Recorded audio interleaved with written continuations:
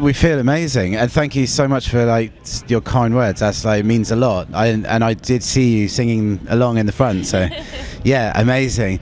We were saying to each other, any day that starts, the very first thing that you do in the day is play to thousands of people. It's like the perfect start to any day. I highly recommend it. Oh, just incredible. As you say, 10:30, that's early, specifically like for metalheads who are probably hungover from last night. But just amazing that so many people came to see us. I was just knocked out, to be honest. And the energy from the audience, yourself, like, was absolutely incredible. To have a wall of death before 11 a.m. it's great. Is that first? Yeah. How did you find it? Oh, it was cracking. Yeah. When you're on these early ones, it is, you never know like who's going to be there or anything. We didn't have. Well, if you set your expectations low, then you're always going to be pleased and happy with what outcome. And yeah, it was a blast. Really good. I don't know what it's like, because it's just, I am Kitty, and I don't know what it's like to be a woman. I just am me, and when I go on stage, I don't really plan anything, what I'm going to do, how I'm going to move. It just all kind of happens. And then to be received so warmly was just really cool. So, what about you? You want to say something? Yeah, I was just going to say that we're always just really proud of the fact that Kitty is such a kind of we're so honoured to be in a band with Kitty, who's the one who just so fearlessly goes into every show. As I said, she doesn't plan what's going to happen. We just have to follow, and that's an exciting thing to do as a musician, is to kind of like ride the energy that Kitty is giving. Yeah, and it's really authentic, rather than every second being planned and orchestrated and you have to stand here and this is going to happen. It's just we have certain things we know are going to happen musically, but outside of that it's kind of just chaos, and it's really exciting thing to do. And I'm always entertained by Kitty as well, because we get to see the show too, and we don't know what's going to happen.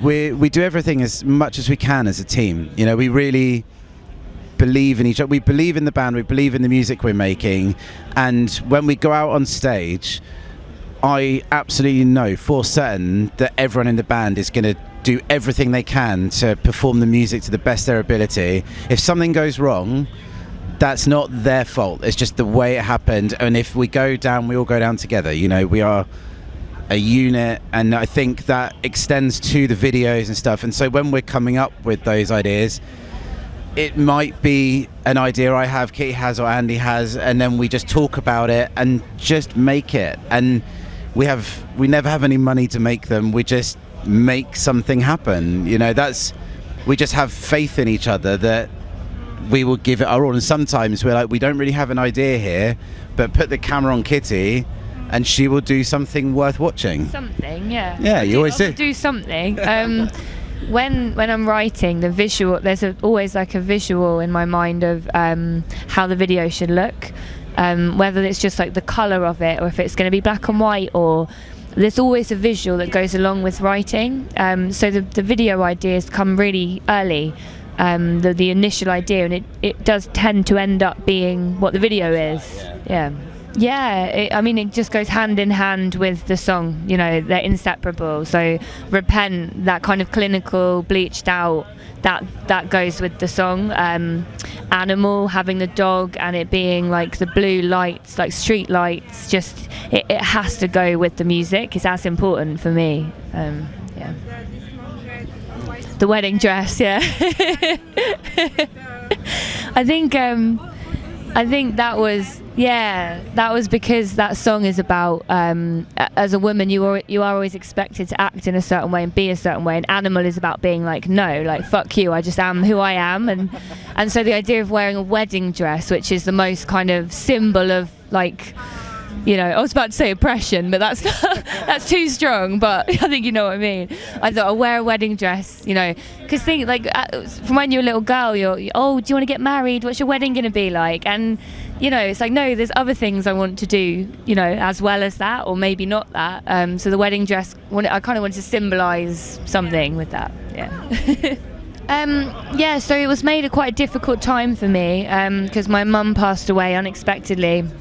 And we started recording the record just weeks after it happened. So I was in a very dark and difficult place. So to be honest, like it wasn't a nice experience making that record. I 100% was like, I need to do this, and I'm gonna make an album, and I'm gonna be as honest as I can. But it was really hard work. I would be in bed a lot of the time, just devastated, and then John would be like, do you think you could sing something today? And I'd be like, yeah, I think maybe I can sing one song today, but that's it. So it was difficult for both of us from an emotional point of view, but also just from a logistical point of view of, we need to make a fucking record, and Kitty's only doing like one vocal a day. Like it was really tough, but it helped me because it gave me something to focus on. It gave me structure, and I could pour out all of that ugly emotion and just put it into the music. It really helped. So it was a tough record to make. And we really wanted to just make that record. We decided it was going to be a photograph, like a snapshot of that moment in time. We weren't going to wait for Kitty's pain to subdue and become lessened. She was like, no, I want to make it now while the fire is hot and just see what happens. Like that, and to me, that's what true art is. Art shouldn't always be pleasurable. You're serving the art, not serving your own kind of basic desire just to have fun. It's like, no, I want to make art, and sometimes that's really fun.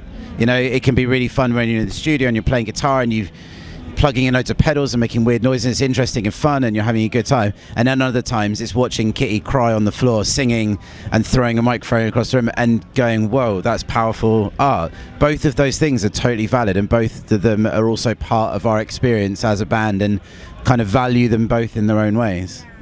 I think outsider, I think a lot of people are drawn to rock and metal, or drawn to be in a band because they feel different, they feel other, and they feel like an outsider. And that song was about, because that's how we all feel, and that's why we love being in a band, because it's our own little unit, like gang. Yeah, exactly. So that song that song was about letting people know that you have a home here with us. Like if you feel different and you feel like an outsider, come here, come into our world, and you're welcome. Yeah, so she's from London as well, and we're a fan of her music, and we knew her, and we invited her to come on tour with us as our support band. Yeah, so that's how we met, and we just got on really well. And she's very much an artist as well, and she takes her work very seriously, and I have a lot of respect for that, and we have a lot to talk about, and we're really similar in that respect, in that she really takes what she does seriously, and so it was just a natural thing of like, would you like to sing on the record? And she was like, fuck yeah. And that we wrote that song kind of with her in mind, because it's the perfect for her vocal. It's like the perfect song. So I think you're always affected by the environment that you're in, and so sometimes those things are very personal, and so the environment that Kitty was in for Bloodsuckers was deeply personal, but you're still existing in the world, and there's things happening in the world that you see that affect you.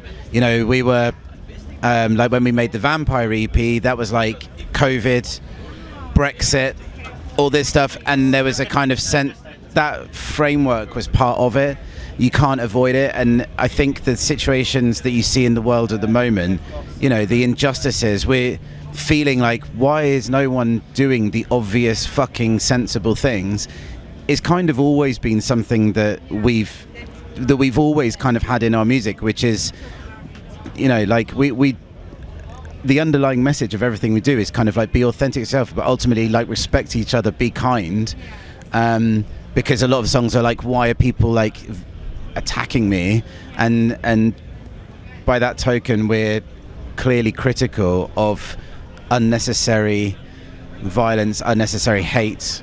We're we're just like left wing, like live and let live people that want to see people be able to focus on good things in life, which is art and friendship and togetherness and stuff. And so seeing what's happening in the world is very painful. And I think that in the album that we're making at the moment, some of those themes, and the new song that we played first today had an element of it that's kind of looking at social commentary. I think there is some social commentary in what we're doing, but we aren't the best placed people to talk about these things. There's people who are paid lots of money who should be doing it, but we're artists reacting to it, combined with our own personal experiences, and you just then end up with the unique art that you make. It's called This Is the Line. Yeah, it's going to be on our new record, which we're making at the moment. Yeah. First single will come out September. Don't know if it's going to be that song, but first single will come out in September. And we'll finish the album in a couple of weeks, 2-3 weeks, something like that. And then, yeah, we're very happy with where it's headed. Okay, so this is something I've said this in other interviews. We aren't the biggest posters on social media, and it's not because we don't want to communicate with fans. It's just that we're not. We don't want to just think about ourselves the whole time, and so when we do everything ourselves, and so when we're not posting on social media, it's actually a good sign because it means we're busy recording or making videos or something. Like, we don't have people to do that stuff for us, so. Yeah, like if you don't see us on social media, it's not that we don't want to communicate.